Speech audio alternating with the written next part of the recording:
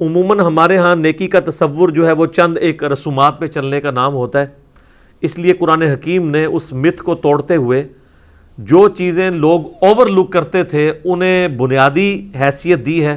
اور جن چیزوں کے اوپر لوگوں کا زور ہوتا ہے اس کو سیکنڈری حیثیت دی ہے، تاکہ یہ پتہ چلے کہ نیکی صرف یہ نہیں ہے کہ کوئی شخص نماز روزہ اور چند ایک رسومات پر عمل کرنا شروع کر دے، بلکہ حقوق العباد والا معاملہ جو ہے یہ بہت کرٹیکل ایشو ہے۔ عموماً ہم لوگ ڈویژن تو کرتے ہیں حقوق اللہ کی اور حقوق العباد کی، لیکن بیسیکلی اگر دیکھا جائے دونوں ہی حقوق اللہ ہیں،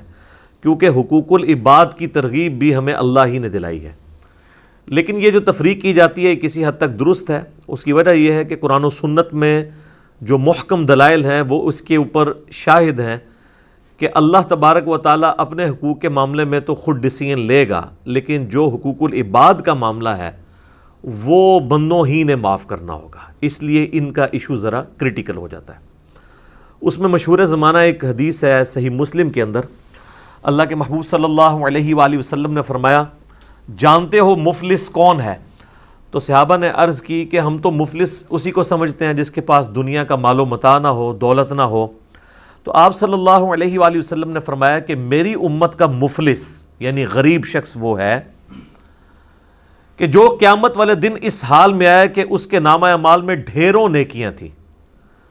لیکن ساتھ ہی ساتھ اس نے دنیا میں کسی کو تھپڑ مارا تو کسی کا خون بہایا، تو کسی کو دھمکی دی، کسی کو مارا پیٹا۔ اب وہ سب کے سب لوگ قیامت والے دن اللہ کے حضور حاضر ہوں گے اور کہیں گے اے اللہ، آج تو چونکہ بدلے کا دن ہے، ہمیں بدلہ چاہیے۔ اور بدلے کا دن یوم الدین وہ اس حد تک ہے کہ صحیح مسلم میں ہی ایک حدیث آتی ہے کہ دنیا میں اگر کسی سینگ والی بکری نے بغیر سینگ والی بکری کو مارا ہوگا تو قیامت والے دن اللہ تبارک و تعالیٰ اس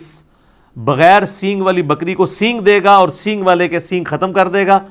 اور اس سے کہے گا کہ اب تم اس سے بدلہ اتارو۔ یہ صحیح مسلم میں حدیث ہے۔ وہ جو صحیح مسلم کی حدیث جو میں بیان کر رہا تھا مفلس والی، کتاب البر والصلہ چیپٹر جو آتا ہے صحیح مسلم میں اس کے اندر موجود ہے۔ تو آپ علیہ السلام فرماتے ہیں کہ پھر ایک ایک کر کے لوگ آگے بڑھیں گے تو اللہ تعالیٰ فرمائے گا آج تو کرنسی جو ہے وہ تو نیکیاں ہیں، تو تم اس طرح کرو کہ یہ تمہارا بدلہ تو اس طریقے سے تو نہیں تم اس سے لے سکتے، تو ایسا کرتے ہیں کہ اس کی نیکیاں تم اس بدلے میں لے جاؤ۔ تو لوگ اس کی نیکیاں لے کے جانا شروع کریں گے حتیٰ کہ اس کی پہاڑوں جتنی نیکیاں ختم ہو جائیں گی۔ والعیاذ باللہ تعالی، اللہم اجرنا من النار، آمین۔ ابھی بھی کچھ لوگ باقی ہوں گے جن کا حق اس نے دینا ہوگا، تو اللہ فرمائے گا کہ اب تو اس کے پاس کوئی نیکی نہیں بچی، اب یوں کرتے ہیں کہ تمہارے گناہ اس کے نامہ اعمال میں ڈال دیتے ہیں، اینڈ وائس ورسا، اور پھر اسے اوندھا منہ کر کے دوزخ میں ڈال دیا جائے گا۔ یعنی حقوق اللہ کے معاملے میں کوئی کمی نہیں تھی اس کے اندر،